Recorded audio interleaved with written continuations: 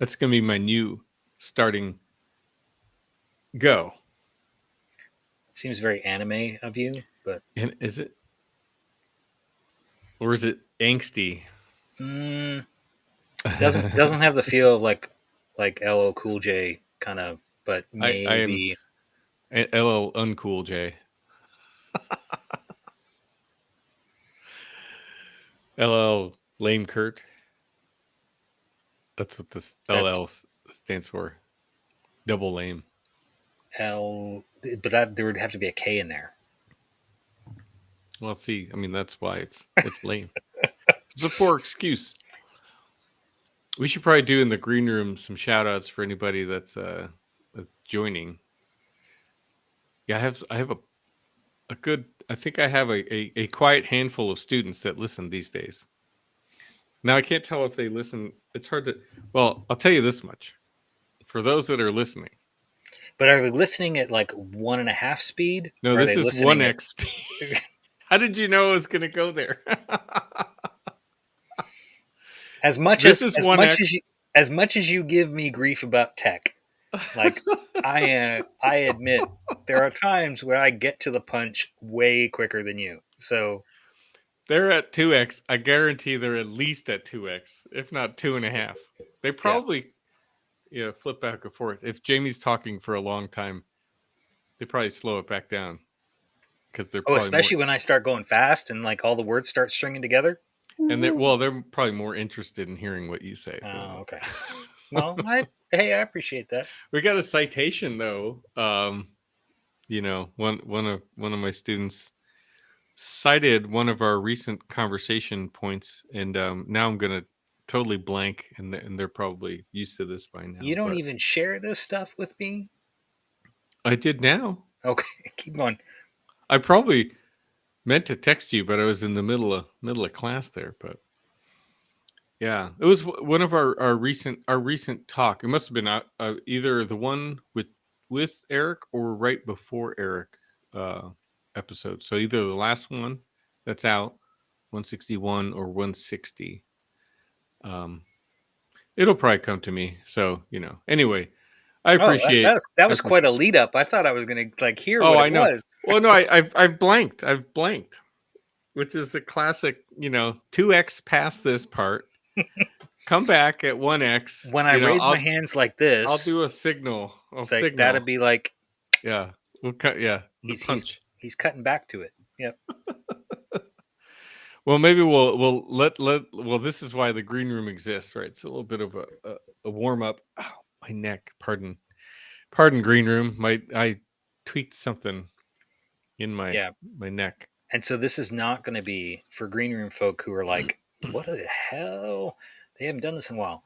Yeah. So we're if you came looking for like the Arkinktober recap, this ain't it. Not So yet. that will be next week.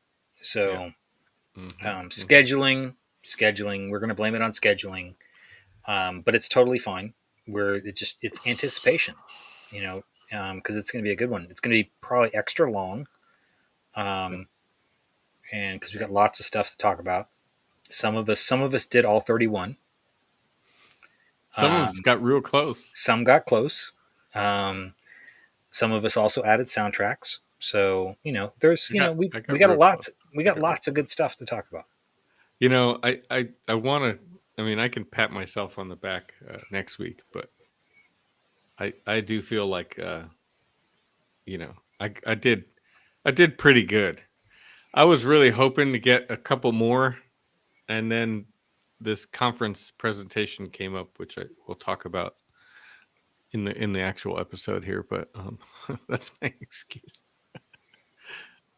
Oh man. Anyway, We get hey we we'll talk I'm about. giving you the runway tonight. So this is the runway on this one. Um, yeah, no, it's So I good. have a week potentially to like post rationalize and. No. I mean, you can you can work on that shoulder thing that you got going on there, so you can just um, Have you? I mean, look at this posture. It's terrible. So, um, yeah, I don't know what else. the one drawback, I do love our live stream format. I know you do. I do wish the chat feature was a little more real time. So if Restream's listening, as they often are, you know, hook a Coffee Sketch podcast up with a little more live chat. But And Restream, you too can be added to the AI logo branding exercise that we're currently going through. Especially if you respond to this request for a better live chat feature. respond with AI brand strategy. And so, yeah. Well, what else do you want to talk about in the green room these days? Happy November. Yeah, it's November. I see that you've grown a mustache. Or we just we going. It's the last bit of remaining color I have. Oh, okay. Everything else is white. Look at that. It's the well, let's see. Technically, okay, I shaved. No, I shaved last week. So So I already kind of. Movember. So this is Movember for you. So, well, yeah, but that Just was keep going. before. Yep. Just keep going. Yep. Like if I kept going, like there would be just like we'd be talking to Eric next week, and it would be like, well, Eric's got a beard. Maybe you should tease him and poke him and say, we're not shaving. Is that no shaving? I can't do No that. shaving. That's uncomfortable. So, but you always have a beard. Yeah, but I also shave you my trim beard. it. Yeah, I trim it all the time. I mean, yeah. like because I've got a student that has a pretty sweet mustache right now. Sorry, that's okay. I thought you would find that. No, I've never just done the. Like, I mean, that looks dumb on me. Right? I mean, I don't think it would be dumb. I mean, I've gone just like this. The goatee. Yeah, I've done goatee just alone. Goatee technically includes the sides, right? Yeah, it's got the sides. You do the thing, and it goes down, and then got the chin. Yeah. And if it doesn't connect, it's a Van Dyke. It's like a really weird mustache. It's a mustache with the chin. I think. It's I don't need extra terms. It's you got a beard, you got a mustache, or you got a goatee. That's pretty much it. That is classic. It's just like everything else. You're just adding adjectives. Like at that point, like there's three. There's good three things. Good things come in threes. There's clean shaven. Well, but if we're talking facial hair, there's three. Right. And that's three. Good things come in threes. Odd numbers. I mean, I will admit there was a moment, where I'm like deciding to shave all the facial hair, and it's like at that point you do take it off in sections and kind of look at yourself and go, yeah, that's never going to happen. Like I'm never going to just leave it that way. So yeah. Oh, but there's an awesome picture when I was younger. I let it get pretty shaggy, right? And then I shaved, half of it off, and had half of. And you were like, just hey, for about. Hey Charlie, you do the other half, and I'll do this half.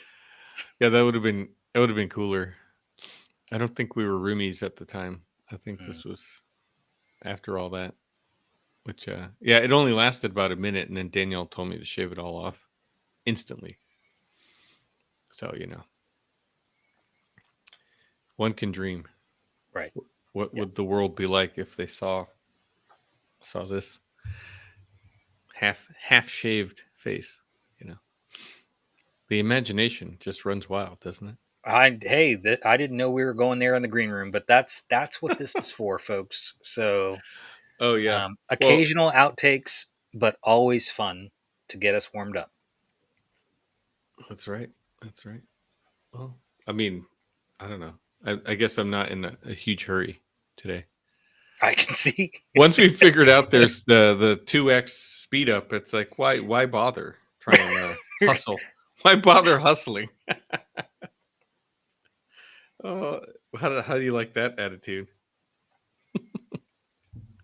How do you like that uh that level of uh what's the word I'm thinking of? Goal setting or aspiration, right? Just Just don't move the goalposts. Okay, yeah, just don't that's move that's them. what, yeah, just Yeah, leave them where they are. leave them where they are. And Speed 2x it right up. past them. Yeah, speed up, slow it down, but don't move those goalposts. Um, older people here, so just need the goalposts in the same spot. We'll work around it. Yeah, yeah, yeah, exactly. Why not? So, is that meaning that you're warmed up? You're ready to I feel sufficiently warmed up. sufficient? Sufficient. Sufficient. We have the fall. Well, I guess we have the fall weather. I don't know what you've got going on in Fall. Texas. Fall. What? Summer part two. I mean, I was on a call today with a whole lot of people, and like, first of all, okay, so other things that don't work in Jamie's brain, because I don't know. I just I and it's not this relates to the weather, I promise. Um, but it's like quarters. Who divides their year into quarters? Like, honestly, I mean, Business people. accountants maybe, like financial people think quarters. Do the rest of us really think about quarters, or do we have to work at it? I mean, Uh, if you're yeah, paying taxes, like, as a business person, and maybe right. you're filing quarterly, I get it, but that's sort of in the financial and accounting realm. Well, but the taxes actually don't even come out. They don't line up with the quarters of a year. The dates are all weird. Oh well, that's what I'm saying. So then it's That's my not point. really worth thinking quarterly unless you're. Yeah, I don't. Yeah, Yeah, that's my I'm point. with And you. then if you work for like you know a government, or something like that, and then it's like, where's your fiscal year start and all that kind of business, Fiscal. Yeah, that's a whole. and it's like, because that's not a calendar year. And so what what what I don't need in my life is to have to think about the days of the week as well as quarters, like, of the year, that don't align with the real quarters. Like, if I'm dividing the year in quarters, there's 12 months, right? Mm, mhm, Right. So that's, divide by 4, right? So that would be every 3 months, mhm. right? So that would put you at what?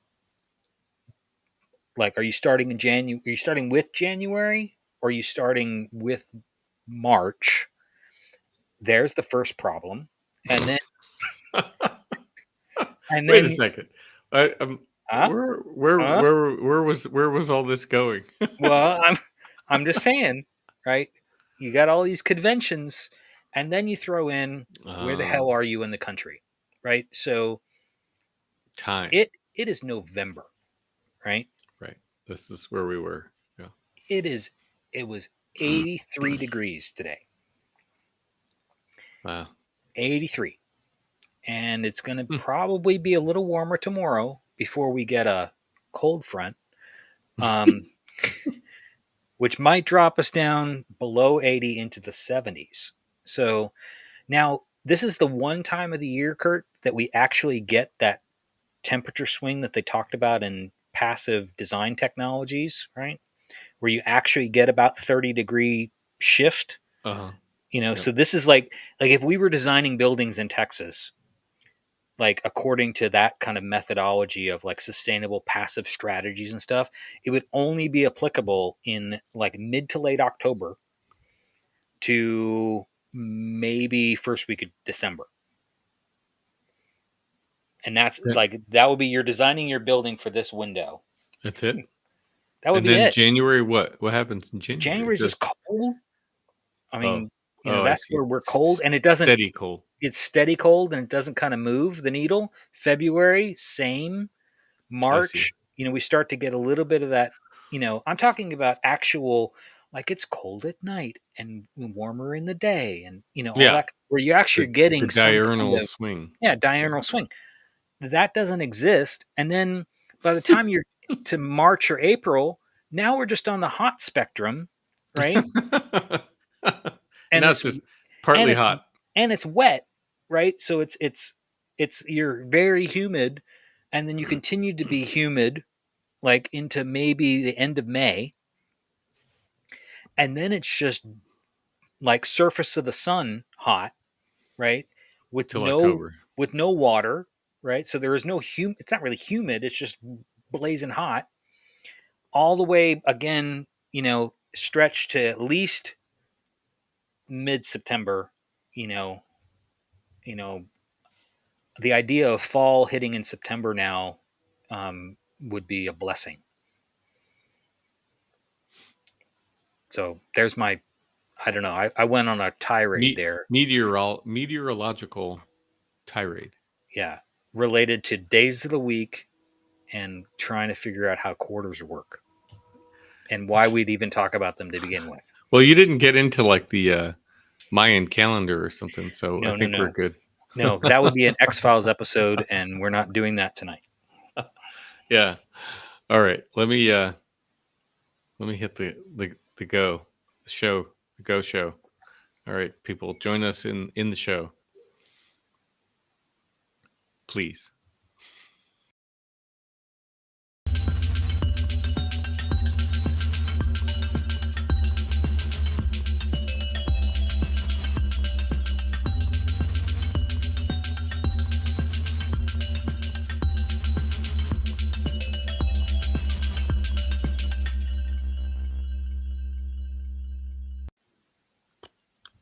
Hey, Jamie, how is it going? It's going really well.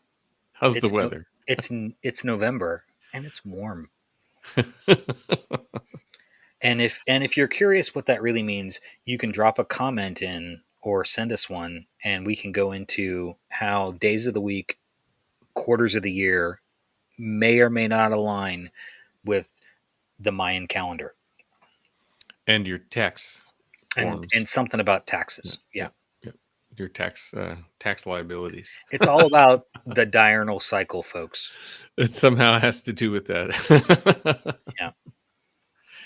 That's a good one. Go back to the green room on the live stream. I think there's a And good outtake in there. I really do. But there's some nuggets of gold. nuggets of gold. So What's in that cup there, buddy? so I've well we've been a little on pseudo hiatus of recordings because of conferences and some scheduling and things like that. So I've drank a lot of coffee in the interim. Um, right now, what I have is the last bit of the Boo from Rootless, which is their Halloween coffee that they put out in an orange bag every year. It's good. It's a medium light, I would say.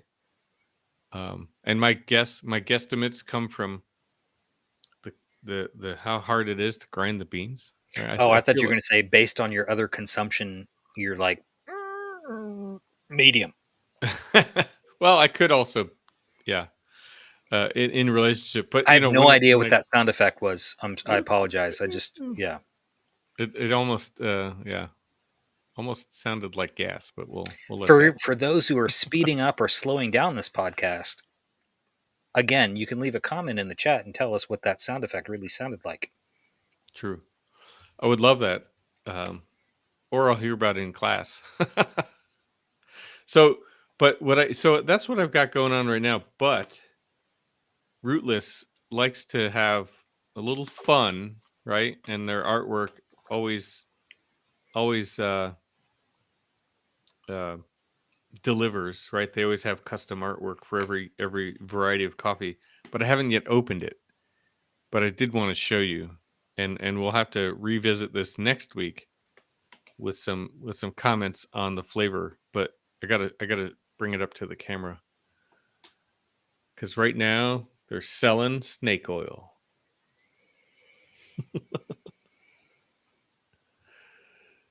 A bag of snake oil. So Let me see that one more time. one sec here.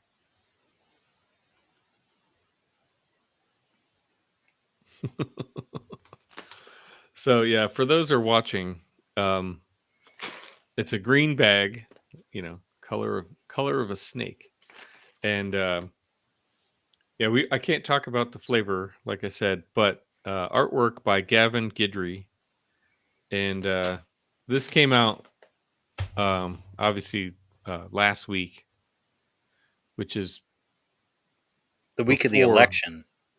Yeah, no, the week before the election. Then, sorry, 2 weeks ago. Is this political commentary? Trying not to be. Okay, just checking. It depends on which side you land on, uh, which we won't go into that. But yeah, it was a kind of a fun little short, small batch that they put out. Heading into our election. So I think take that Kurt, with a like grain of we can salt. totally go into it. Like there's no hiding like what I mean, um I mean this isn't a political podcast for sure, but yeah, there's definitely no hiding like our um, opinions about um, the election and the election results and Yeah, all that stuff. yeah. Shocked. I think still in shock. In Yeah, regards to the that last sort of election. breathless thing that you just did there, where you're just like almost speechless. Yeah, I think that covers Kurt's. Generally everyone knows by now. And if they don't, if they're listening for the first time, Kurt is really nice. Kurt is a nice guy. Like Kurt does not like to create the conflict, talk about the conflict, maybe throws shade at the conflict even. To Yeah, that's Kurt. That's why we love Yeah, him. yeah.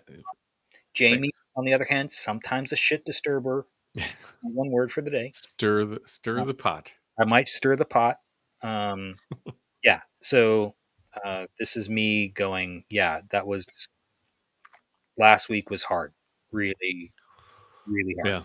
Yeah. I think we need a little more time before we can sort of speak about it. I can't. I don't. I mean, there's not much yet to say for me. So yeah.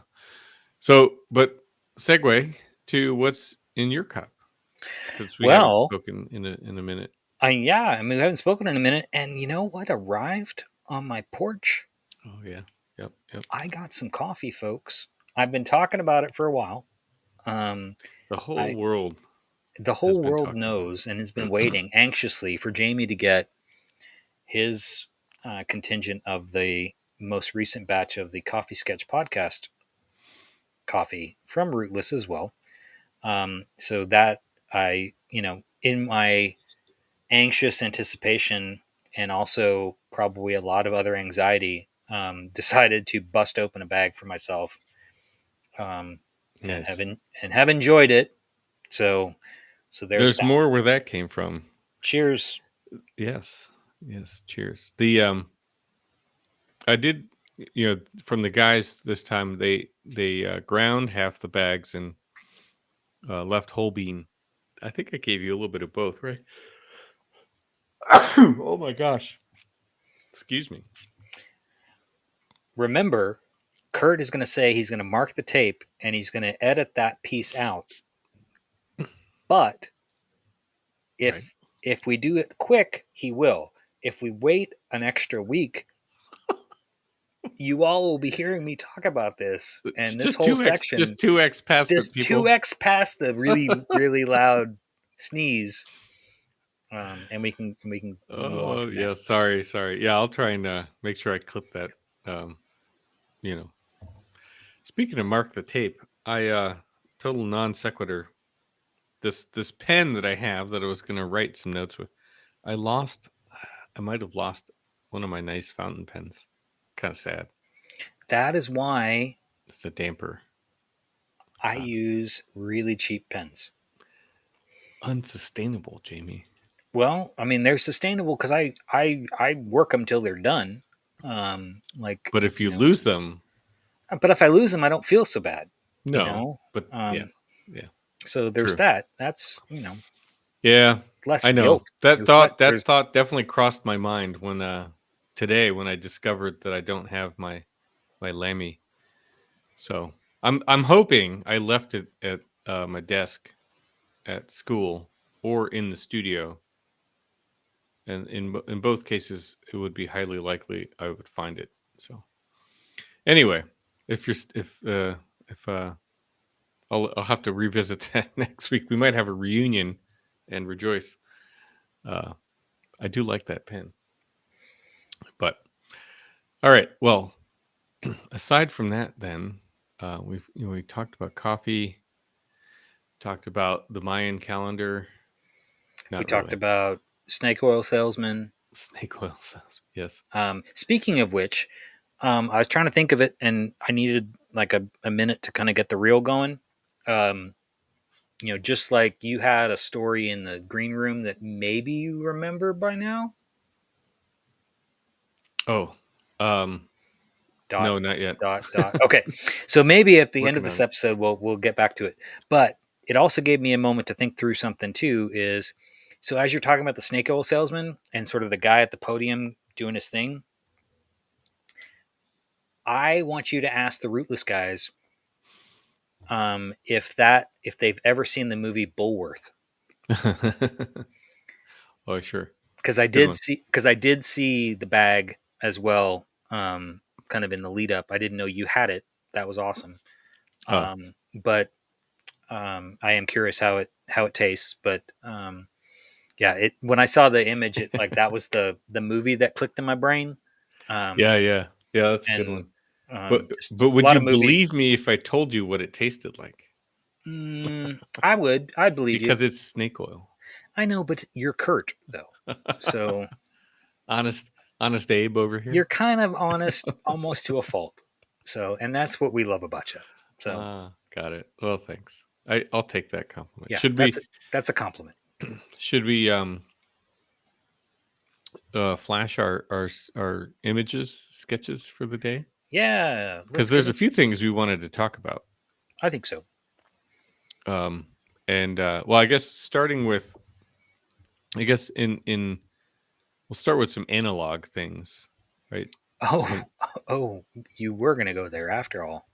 Thanks. Well, I mean, it's I not know. a diss. It's Mm, just a is it? it might no, it's meant to sort of organize. It's organizing our thoughts here. But Yes. Yeah. So tonight's episode, folks, is actually going to be kind of a fun flipping the script a little bit, and we're going to focus on a few things that Kurt's been working on, some sketches and some things. But we did want to do kind of a quick update because it is that time of year that one of my favorite events in Austin, um, and one that I was fortunate to be a part of a few years ago, is now celebrating its 10th anniversary this year. well, So Kurt's got a sketch that I did after going to the opening night, and then a couple images from the show that we're going to talk about. But this is Creek Show, folks.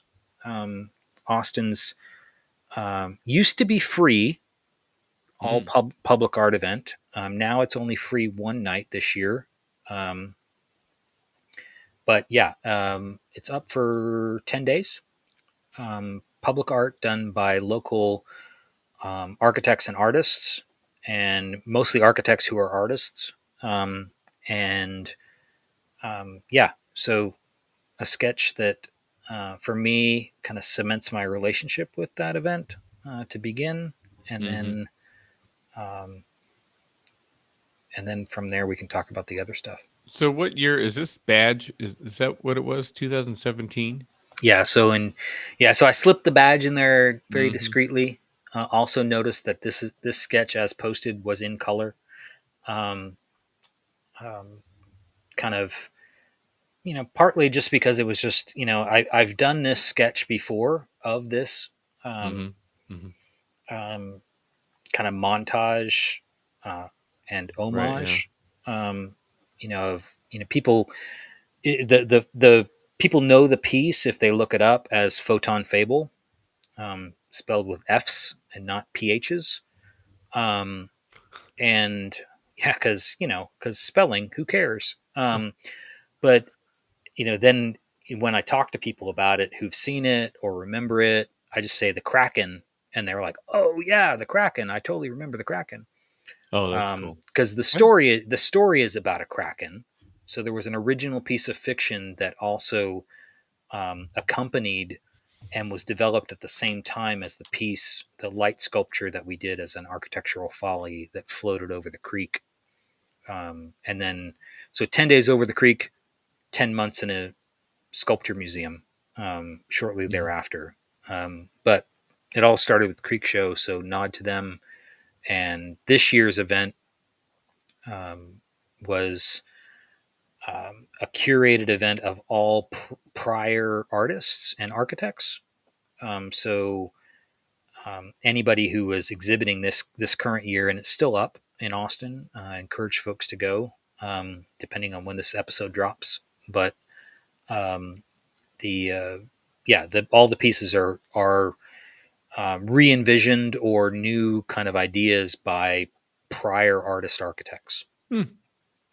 From that had exhibited at Creek Show. Correct, correct. Yeah. Okay. So super fun.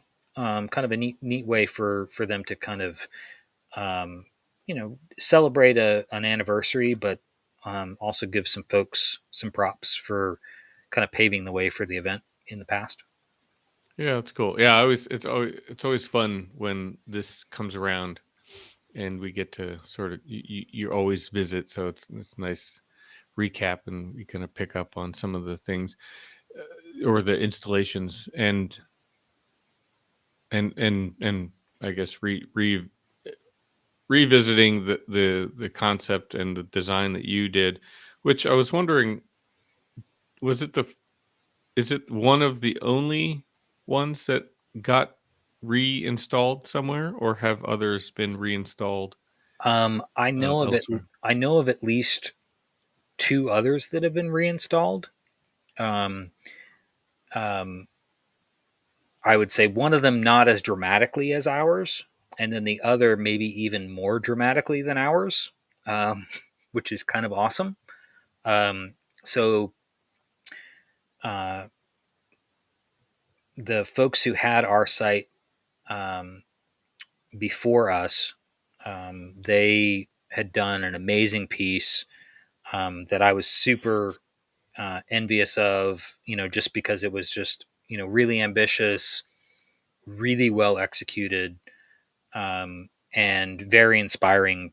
And, honestly, when I saw it, it was like, okay. And I'd seen folks do things at that site prior, and always loved them. I thought some of them were always sort of the most ambitious, um, definitely more in the architectural folly vein of things than kind of um, just light influenced. Hmm. And anyhow, the short of it was they did this amazing piece, which ended up being disassembled, and then I don't know the story behind it, so I'm not even going to try. But it ended up at Burning Man, so Oh. and got reinstalled and kind of um, at Burning Man, which was, I don't know what its fate was after that. It But probably got burned, I imagine. I don't know. I don't know. Never been to Burning Man. I think Always that's thought, the cleanse after the whole thing is like anywho. yeah. So, but yeah, I know that one, had that second life in that kind of way, which is, I think, really cool. Yeah, that's yeah. But aside from those two, as well as mine, I'm not really sure of any others that definitely. Um, I think the Umlauf Sculpture Garden in Austin, asking about our piece and um, giving me the opportunity to kind of revisit it, I think Mhm. was pretty amazing. So Yeah. Yeah, yeah. Well, we'll obviously when we put this episode out, we'll try and tag some of the previous years that we've talked about it, and then obviously the year yours was in. Um, but well, we never recorded an episode that year, but we did talk.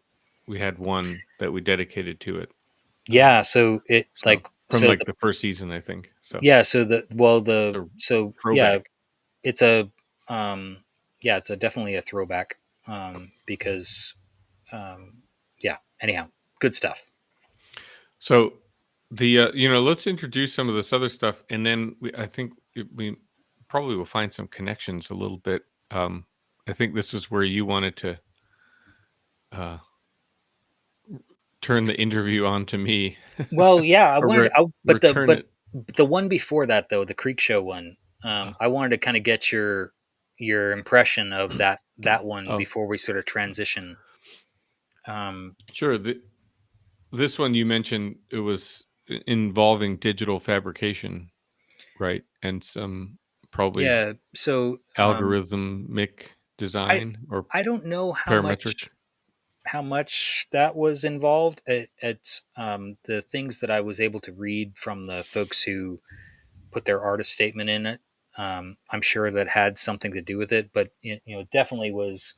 Um, you know, it's basically a network of 3D tiles Hmm. that have been um, printed um, in very very thin sheets of metal, and on that, so that's the front side, and it kind of creates sort of an interesting perforation. I do not know. I got the impression from the pieces that they're all you know based on a sort of a similar pattern. Hmm. And then as you transition to the back and the sides, which you're sort of seeing the side of it here, Hmm. it has more of a topographic kind of Hmm. image to it. Um, I didn't I didn't say anything about this when I posted this image, but it made me honestly think about um, the time that I convinced a contractor to pour concrete into formwork with um, paper and um, weird um, a weird sort of setup to create a topographic in concrete. Hmm. Um, but it this when I saw this, I was like, oh my god, I'm having flashbacks. And maybe it triggered me a little bit, but because that was fun, and those totems that we created in concrete, definitely turned out really really well. But yeah, it has sort of a topographic feel, and that was really what they were looking at trying to do, was playing with sort of topography. And so here the side that you're seeing is flat, and the Hmm. topography is suggestive of what you would see in a topographic drawing. And then on the side that is flanked by it with these perforations, the wall itself becomes topographic. It has Hmm. sort of an undulating form, and the Hmm. way they've fabricated it and then assembled it really kind of allows um, that play of shape and light, and then its proximity to the water in this particular shot, I think, really kind of gives you that extra effect. Oh yeah, yeah, yeah. The reflections are it's a nice capture related to the water, and I could see that the topographic layers, uh, and it folds around the backside, I guess. Um, it Yeah, the with back some has that sort of that internal same. lighting. Yeah, I mean, Yeah. I don't know how you feel about it, but I mean, like this shot was sort of the one that really captures it for me. I've seen it sort of, you approach it where you're sort of seeing it from the right side of this image. So Uh you're huh. approaching it, front on, and there's a reflection in the water. Um, I don't, when I kind of got up on the bridge and got to see this way, I was almost like, ugh, I wish, and I don't know if they tried this or experimented with it or decided that it was just too hard to pull off. Because these are all temporary sculptures too, Hmm. but I think it would have been even more dramatic if this whole piece shifted on top of that um, concrete edge that Uh you're huh. seeing there. It's Yeah. about the same dimension, Right. um, and then there's a drop off from that, down into Hmm. the water. So Oh yeah, yeah. Uh, I could see that because it sort of interferes a little bit with the reading of the or the organic nature of it. of Of that this, edge, yeah, yeah. exactly. So. Yeah, I mean, I think it's a real interesting. I'm gonna try and dive into some more stuff online. See if I could find more Creek Show engagement, and I guess it creates kind of a segue, right? The the analog of the sketch or even the handmade. In some cases, uh, components are handmade. I mean, part of what we were talking about before we started was um, a recent conference presentation I did with co-faculty at Lawrence Tech and the dean, uh, and regarding AI in architecture or design assisted AI. I think is kind of how we framed the most recent presentation. And my attempt, or what's the my goal out of this year's Inktober was to try and use some of the technology. It's not AI technology, but it's the augmented reality or the virtual reality technology that I have. And I'm trying to experiment with that as a conceptual design tool. So I tried to, I didn't, I tried and I was able to succeed, not all 31 days, but I got, I think 25, 24, 22. I don't know. Who's keeping count? I got a lot of days, and a lot of sketches done in Gravity Sketch, and definitely the challenge was worth it because now I feel way more. I mean, I still have a lot to learn of the tools in Gravity Sketch, but I've learned a lot. I actually discovered too. They have a plugin, or I don't call it a plugin, but they have a workflow within Gravity Sketch now that you can uh, go back and forth with an AI visualization tool called Viscom, all while staying inside of Gravity Sketch in VR.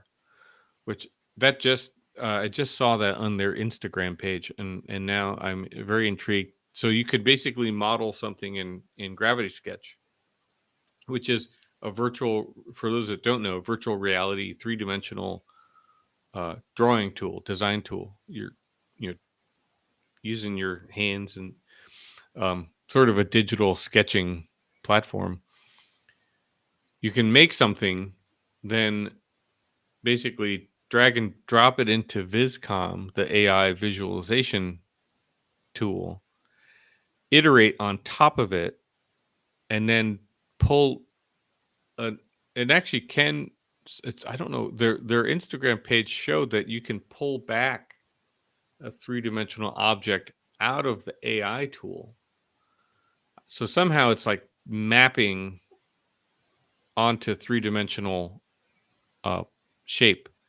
Whatever you sketch, it'll map the visualization back on top of it in 3 dimensions, which you can then pull back in the Gravity Sketch and then draw on top of some more. So actually, you know, since it just came out, I have no examples that I could show, but I'll So get what you're into that. saying is like you used your hand and you drew something and you gave it to the AI overlords and then they did some stuff to it and then you might be able to snatch it back from the AI overlord and do some more stuff to iterate. And so you're basically collaborating with the AI overlord. Is that Yes. what you're Yeah. okay? It's two-way street, not just a one-way street. Yeah. So anyway, yeah, yeah, and it's fascinating. I don't know. I mean, we haven't really. I don't remember how much we've talked about uh, our stances on AI. I know we had another episode. We did talk about the premise or promise, the sort of conceptual future that AI could integrate. But now that I'm working a little bit in, I mean, I'm so basic, sort of a introductory. Oh, it's more than just a dabble. I'll say that much. But anyway, Well, so I think the thing that I've been that I asked you about trying to do, and I hope you still do it soon, because I think it would be worth, um, just I think it would be worth part of this conversation to see you do it, even if it's not real time. So, if you're wearing a headset and using some toggles, dongles, pens, like I imagine that you're almost like moving your fists around. I have no Yeah. idea. Yeah. Um, Yeah. It's yeah, like because I mean, it's like that. Like, yeah, I mean, that. yeah. So you're drawing in broad strokes, which is great. Because as folks who've heard me talk about sort of what that does to free up the mind and creativity, yeah, that's certainly great. Um, then you also sort of can like superimpose like Minority Report and like kind of the digital drawing in the air kind of thing, with or without VR goggles. So what I would love to see is like a video of you doing it next to the work that is the Oh, output, sure. so that you're able to describe sort of, it's to me it's all tools, right? And I mean, and I've said that before, is it's all tools. I don't really Hmm. care what the tool is. But what to me is, if there's a way for someone to accelerate their growth as a designer by getting things out of their head, in this kind of other digital realm as a format, that's awesome. The thing that I've always been critical of it is I don't want somebody else, i.e., i.e., AI. i.e. the AI, telling me how to iterate from there. Like that's the part that I'm a little bit skeptical about. Mm, Um, Now, I've done the experiment where I've input one of my own sketches, hmm. um, and then let the AI kind of run on it, using the original sketch as the prompt, um, with some text prompts that I'm adding to it, and then generating a new image from that. But at that point, I'm still all part of that creative process. Um, Hmm. and so, yeah, it's still an experiment at that point. But I think what you're describing is, the input itself has changed, which I think is interesting. And I mean, you and I are old enough to know about drawing on a tablet into AutoCAD, Yeah. right? Not an iPad. Yeah, like bizarro tablet, like you know, um, into AutoCAD, and we are living in an age now where we're not just doing throwback films, but now we're actually talking about like people trying to understand like technologies from you know our own teenage years, right? And so I for what you're doing right now, my interest is to hear your experience with the tool, Hmm.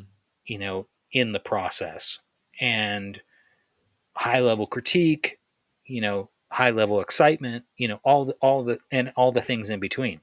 Hmm. Well, well, with Gravity Sketch, I mean, like I said, the sort of workflow with the AI, I haven't yet tried, but Gravity Sketch as a whole, and we'll probably touch a little bit on this when we talk again with Eric as a sort of recap of Arc Inktober, since that was kind of my angle on the of this whole of the month of the sketches. But um, I mean, yeah, I guess with the 2D output that you could see here is it's a screenshot basically of within the virtual reality space. And when I get to that, I it was in the back of my mind to record this the sort of the actions, right, of creating a sketch. And I couldn't quite figure out how to but now that you mentioned a side by side, I think I can try and muster that up and see how it look. Because what you can't see when you're not in VR is the depth of the space. But the fun part about or the exciting part, I mean, it also is fun, but um, is that, you know, it's not just a flat piece of paper you're drawing on. You're basically just placing these lines or objects into space, and you can move them around, and you could even if you don't like the initial sort of brush stroke, you can kind of grab it and twist it and move it. And there's certain aspects where, like, personally, as a the artist architect, the way I sort of approach things is I tend to leave things, like leave the strokes, right? Leave them there and work around it. So some of the drawings I would leave rather rough, right, as these sort of test, um, drafts and things like that.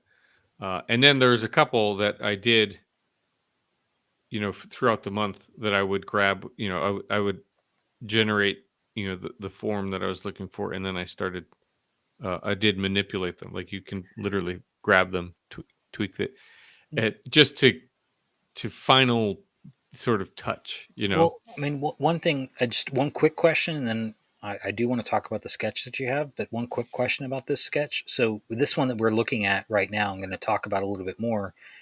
So, how long is this session? To create this. Yeah. Yeah, so most of so I did try and keep in the back of my mind these, to keep them like sketches, right? To not spend eons, in VR. And the the first few, this is probably one of the more later ones. The first few, or say 5 to 6, I probably spent almost half an hour doodling or sketching before I created the final, composition.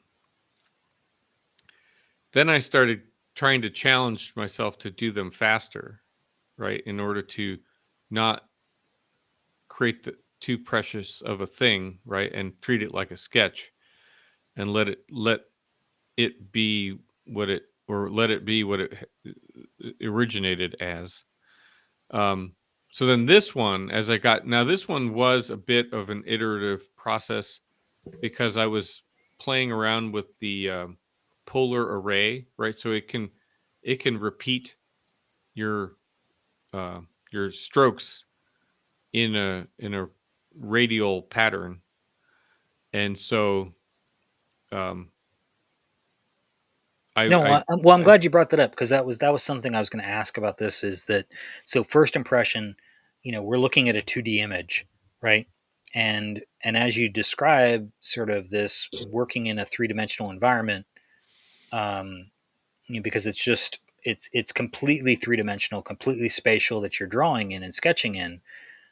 When you're working in a sketchbook or working on a piece of paper, your XY is sort of the page, right? mhm, And your Z is how much you can convince somebody that something is in front of something else, mhm, and but you're only able to work in XY.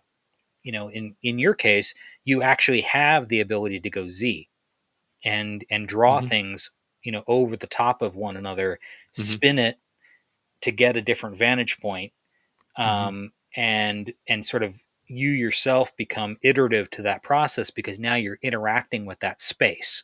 You're not just interacting with the page and fooling the viewer into kind of understanding that Z direction, basically through the concept of perspective, but also some other drawing techniques. In your case, you're actually able to manipulate that space and work within it, and sort of reset your vantage point, for you as a designer, but also for eventually the viewer. Um, and I think that becomes sort of that's a different tangible asset to this process that you get from doing this sketch. Um, but just what you were describing about sort of playing with the mirroring effect of your objects, you can tell, like, as a first glance, first impression of this, you say, oh, there's sort of a mirrored effect across sort of almost a horizon that's sort of the middle of the sketch. But then as you start to look at it more closely, you realize only some things have been mirrored, and it's maybe not even completely that it's mirrored, but there's aspects that have been mirrored, but then the whole image itself has been torqued. And so what I think my suspicion with it at that point, knowing how you were generating this, was there's a mirroring or a duplication effect over Mhm. some kind of line demarcation, something of some of the aspects mid process, three quarters of the way, whatever. But then as that occurs, you're also sort of changing the vantage point ever so slightly, Mhm. um, and then iterating further, so Mhm. that you get some replication of image, some of pieces, but it's not the whole thing. And I loved that you said that you left because your instincts, your own kind of like a own approach, is you left some of the lines because I think those leftover lines of sort of the early aspects of your process really make this an enticing image overall. Because I think if you had done those and said, "Oh, I don't need those. I'm going to just sort of erase them as I go and sort of, refine the image and refine it and refine it and refine it, and then do some of those other manipulations." Sure, we might have had a really interesting product, Mhm. but I Mhm. think what we now have is a really interesting sketch because you left some of that stuff at the very beginning. But that was my, you know, my blush take on all this, but Mhm. I don't know how accurate it is to what steps you went through. Maybe you can describe some of that if I was close. Well, yeah, you're pretty close. Yeah, the array feature, or the mirroring and things. Yeah, you can adjust the axis, right? Which there probably is a couple of axes that are not necessarily parallel or perpendicular. That are slightly skew to where things sort of start to spiral in different, uh, often to different directions. Um, I tried not to do too much of that because I thought it would start getting a little too chaotic, but because this sketch kind of evolved as this, it kind regardless of the day, I can't remember what day I called this, but it sort of feels like me a bit of like an asteroid belt, the way these objects are kind of floating and concentrating in certain areas, so there's a bit of a gravitational aspect to it. But then, yeah, the swooping lines, some of them are early stage, and then some of them are actually kind of like how you approach your sky, or some of those last little finishing touches. I did throw in a few at the end, as far as a little bit of like atmospheric uh texture, right? So some of these swooping lines that are off, like that, sort of just fade off into the distance. Some of them are early framework, like you said, and then I just left them in there. And then there's the bulk of it is the sort of like series of these stones or asteroids floating around, and then some of those are atmospheric, um, for compositional effect, I suppose. And then I tried to keep it with a black and white, as try to keep it on brand for the podcast. But yeah, you could play around with color. So I noticed, some of my early Gravity sketch stuff, I was getting into color, and then I was like, well, what if I tried to, like, curate? Some of the later ones were minimal on color, so that part is obviously interchangeable. But yeah, you're pretty right on though about the whole the aspect ratio, or the perspectival, um, engagement, because you're kind of in space with all of what you're drawing. It so it can be you could kind of treat it, uh zoomed. You could scale it down to, like, treat it like a vignette, almost like a small object, or you can kind of pull it into full scale, and you're basically inhabiting the sketch Well, as you're drawing it. and I So think that that's the thing that it's I think what you just described there is sort of, there is some mechanics of the way we're architecturally trained or artistically minded, where, that bird's eye view, that worm's eye view, that isometric, if you start to mix and match different pieces of that and do it in a really strategic way, based on the subject or the work that you're doing, you can really start to, emulate a little bit of what you're doing. I think the trick is, I'm still talking about it on, a two-dimensional object, to create some of those effects. And what you're saying is, you know, I'm actually sketching, you know, maybe even with those kind of concepts in the back of my mind, to, influence the way that I'm interacting with my own sketch, which I think is really, that's where, the technology and the new tools get exciting to me, is Hmm. because, um, you still have to kind of know how to draw. You don't Right. have to be great at it. Right. You've never said that you have to be great at it, whatever great means. But I think you still have to kind of have some of those principles in mind, because, just having like an array of a toolkit over to the side where you can punch the button and there's like four options that pop out, like in Photoshop or, InDesign or, whatever, pick your tool, Morpholio Trace, I don't care. SketchUp, I mean, ArchiCAD, Vectorworks, PowerCAD, I mean, all the different things. I mean, that stupid tablet that we had, back in a million years ago, when everybody had quick keys in AutoCAD, that stupid thing also had buttons over to the side, with a Mm. couple different options. That whole concept of how all this stuff works Right. is ancient. It's just now the tech has gotten way better, Yeah. and the Yeah. computing power it's the responsiveness of it that, that's what I've always said about my inability or reluctance to completely embrace like drawing Yeah. on a digital tablet, is Right. it's that latency that doesn't Yeah. exist now, and so for me it's just forcing myself into a new habit, and then asking the question of what if, and so the fact you're doing it, I applaud it, I love it, it gets my mind thinking, um, and thanks for describing a bit of the process on this one. Yeah. Yeah. Thanks. I think you would actually really enjoy Gravity Sketch compared to, like you said, as you just said, the iPad tablet sketching software, because of those, the technique that you have developed, but then having that sort of freedom. I mean, blank canvas, sort of freedom. So anyway, one of these days we'll have to get into the same city and get you into the headset and see how it goes. So, well, see how it goes. I know how it would go, but the see what you can produce, and then maybe you can uh, expense a piece of equipment of your own.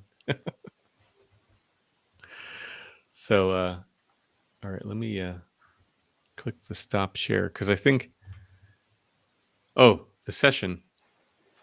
Sorry, I forgot one thing. I guess the quick rundown, because I want to, because it was my piece of the presentation that we just had was less to do with the visualization in AI and more to do with uh, a new energy modeling tool, that Cove Tool, or an energy modeling AI component that Cove Tool has created. There's an energy modeling software called Cove Tool that we use at the university to, I use it to teach students about energy in buildings, building systems integration. And so they actually have now built their own AI. It acts it behaves more like Chat GPT than a visualization tool. So it doesn't, it does generate these reports, which you can see on the right here, but they're more charts and graphs and data uh, calculated and sort of prepared in a bit of a visual manner, but not necessarily a rendering. And but the benefit there is that you can plug in some simple data about a building concept that you have, and then it will generate this energy model for it, present you the data, and then if you need more information of the report, you just talk to it like ChatGPT, and then it will extract the information, sort of explain it back to you in lay terms, right? Instead of in the technical jargon that the report has a little bit of, it kind of dissects it a little bit deeper. So that was my piece of it, and then working with Carl and Sarah, they spoke more about like the visualization tools. But as a whole, all three of us, the whole premise was to talk about um, the design assist, right? So like your concerns over like being pushed by AI rather than informing AI, right? Or the two-way street versus the one-way street. Uh, Thinking of it like a tool, which is part of the whole premise of our conversation, is that it is another tool for us to integrate. But then, as a tool, it is speeding up some of our own workflows, uh, and helping us be more productive. But also, we if you interact with it in us as if you're generating sketches, which is how Carl, or Dean Dobman, sort of describes it. Is think of it like a sketch, right? A digital sketch that is not necessarily the finished product, but a part of a process. And so, all those coupled with the energy stuff that I've been working on, are all really like early stage conceptual, sketch based AI iterations, right? So keeping in the sort of mindset of an architect. Does that make sense? No, it absolutely makes sense. I think it's a really interesting conversation that we need to have more of. I think that, like you say, it's the way you're approaching it and sort of describing it with your colleagues. Is it's still iterative, and I think the part of it that isn't necessarily spoken about near enough is that there still has to be sort of a critique of it, and I think that that's the part that might seem painfully obvious, like when you're not necessarily doing it and you're sort of looking at it from the outside.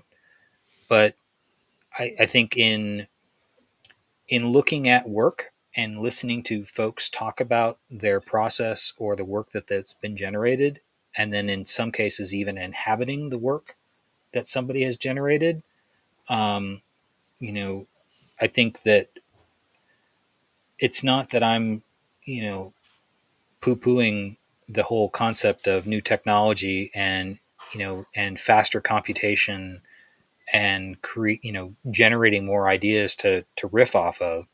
All that sounds exciting to me. It's that, like, the critique of it, and having enough wherewithal, Mhm. I don't know what the right word is tonight, to critique it, and to take it apart, and to and still ask it what if, even if the software doesn't want you to do that, because at some point there's still a human input to this. Mhm. um, it's sort of the whole concept of, like, here's the new tool, go and find the limitations of this new tool, push it all the way to the boundaries, make it break, so that we know where the breaking point is. Then we can come back and we revisit it, and we can keep pushing that edge. Mhm. And some people use that in a you know, in a way that I don't like, you know, and sort of associate certain other isms and sort of philosophies, you know, associated with, you know, go break it fast and then, you know, Mm. and continue to kind of push that. That's not necessarily what I'm talking about. I'm talking about it more from the standpoint of all of these things are tools, you know, but we're still the ones developing the tools, but also utilizing the tools. And and if we're working in teams and working collaboratively with other people, if these tools still allow for that level of collaboration between people and between teams, and still elevate things to a whole nother level, and then bring in, like you're talking about with this, you know, this digital model that you showed there at the end, where we're bringing in real data and letting that real data also inform the things that are instinctual about our Hmm. design decisions, and either validating them or questioning them, you know, and maybe even getting to the point where what I would love to see, and I have never ever seen a person's present this. This is the presentation that I'm waiting to see, is someone literally questioning their model, you know, so that, you know, we've done some design iterations, we've worked collaboratively, we've come up with these big concepts, we input all the data, you know, that we can put into this, and we got these results, and some of them just don't make sense instinctively as human beings, as designers, as architects. Some of it just doesn't feel right. The spidey sense went off, whatever you want to call it. I want to hear that conversation, Mm. and I want to hear what's next. Like, what did you do next? Because when you get to the point where you're describing what you did next, now I'm learning something. Yeah. You know, and no one has. Right. I unfortunately I've been to plenty of these sort of sessions. I've listened to a few of them online. You know, I've been to some at conferences, and that sort of turning point. You know, that crux of that conversation is oftentimes either glossed over or just not even addressed. You know, and Hmm. you know, if I'm not the guy in the audience who like, oh, excuse me, I've got a question. You know, I'm not that guy. You know, in those kind of you know, context. It's because it's not productive. I don't think in that particular vein. But I I know that those conversations exist. I hope they exist. I'm optimistic that they exist in that kind Hmm. of way, and that people who are trying to, you know, bleed at that edge with this tech, you know, in relationship to design thinking and design process and architecture, are, you know, not saying, oh gosh, you know, not sure what to do at this point. I don't think that happens. I think it does happen, but I think that there's also folks who are pushing through it, or who are getting to that precipice and saying, yeah, maybe there is some limitations to what we just put in as data, you Hmm. know, or what we know Sure. as good architecture or good design, Yeah. Yeah. Yeah. and Hey, yeah, and that's good. and kind of what's that conversation look like, you know? That's the part where I feel like all of us could learn so much more, and that's where I'm hoping, you know, some of the stuff, you know, moves to, um, you know, for the benefit of everybody who's experimenting with all these new tools. Hmm. Yeah. Well, we'll have to revisit that. I'll leave this episode with a quote from a book by Ethan Mollick, which was part of our sort of background for the presentation. But just imagine that this is the worst version of AI that you're going to see, right? Because it's only going to get better, right, as it develops. So the iterative process and how you are the expert in the room still in this equation. So, like, anyway, so I think we'll come back to that, because I think there's a lot that you're putting on the table, which is a fun way to think about it, because um, I'd like to keep exploring that with you, and then with some of the faculty and students that were kind of you know testing testing the tool, I guess. Well, I pushing mean, you know, the we limits. we have invited, you know, we have issued an invite to your one of your co-presenters. So, you know, let's get that scheduled. Yeah, the schedule. All right, good one.